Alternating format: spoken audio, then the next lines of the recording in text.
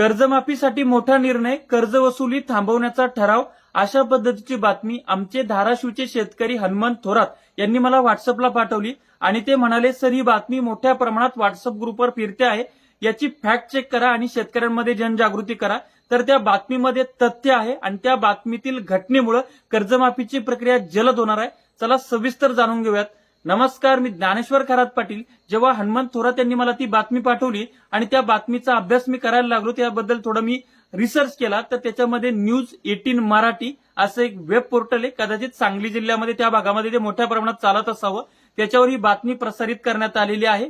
प्रीती निकम नावाच्या त्याच्या रिपोर्टर आहेत, त्यांनी ही बातमी छापलेली आहे. सांगली जिल्ह्यातील कडेगाव तालुक्यातील तडसड गावच्या सहकारी सोसायटीनं हा निर्णय घेतलेला आहे. निवडणुकीच्या आधी सरकारनं जो शब्द दिला होता की आम्ही सत्तेत आलो तर आम्ही शेतकऱ्यांना सरसकट कर्जमाफी करू, त्या धर्तीवर शेतकऱ्यांची ऊसाची बिले आलेली असताना सुद्धा या तडसर सहकारी सोसायटीने असा ठराव केलेला आहे की आम्ही शेतकऱ्यांची वसुली थांबवतो आहोत. कर्ज वसुली थांबवण्याचा ठराव या तडसर सोसायटीने घेतलेला आहे. त्यामुळे या सोसायटीचं त्या ठिकाणी अभिनंदन केलं तितकं कमी आहे.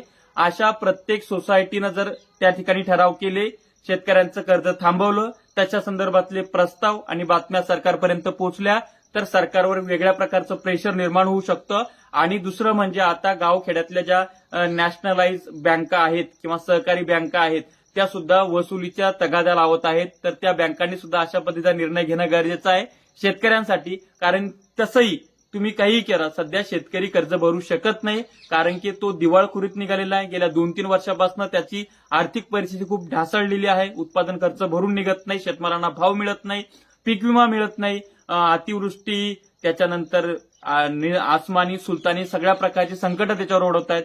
त्याच्यामुळे त्याची परिस्थिती नाहीये ते भरायची. परंतु आता काही नॅशनलाइज बँका असतील, सहकारी बँका असतील, त्या बँका भरा म्हणून तगादा लावत आहेत. अशामध्ये तडसरच्या सहकारी सोसायटीने घेतलेला निर्णय हा खूप अभिमानास्पद आहे, अभिनंदनीय आहे, त्यांचं आभार. आणि अशा पद्धतीचं प्रेशर सरकारवर जोपर्यंत येणार नाही तोपर्यंत कर्जमाफीची प्रक्रिया सुरू होणार नाही आणि त्यासाठी तरतूदही होणार नाही. मोठ्या उद्योजकांचं कर्ज जर राईटऑफच्या नावाखाली माफ केल्या जात असेल तर शेतकऱ्यांचं कर्ज का माफ करत नाहीत हा सामान्य शेतकऱ्यांचा प्रश्न आहे. त्याचबरोबर तुम्ही आधी आम्हाला आश्वासन दिलेलं आहे, आता आम्ही म्हणतोय की फक्त आश्वासन पूर्ण करा. त्यामुळं सरकारनं शेतकऱ्यांचं ऐकावं, दिलेला शब्द जागावा, किंवा मग फक्त आम्ही तुम्हाला आश्वासन दिलंय आणि 5 वर्षात कधीतरी तुमची त्या ठिकाणी कर्जमाफी करू असं धोरण सरकारनं घेऊ नये आणि एकंदर शेतकऱ्यांच्या भावनेशी सरकारनं खेळू नये. सरकारनं शेतकऱ्यांना दिलेल्या शब्दाप्रमाणे कर्जमाफी करावी.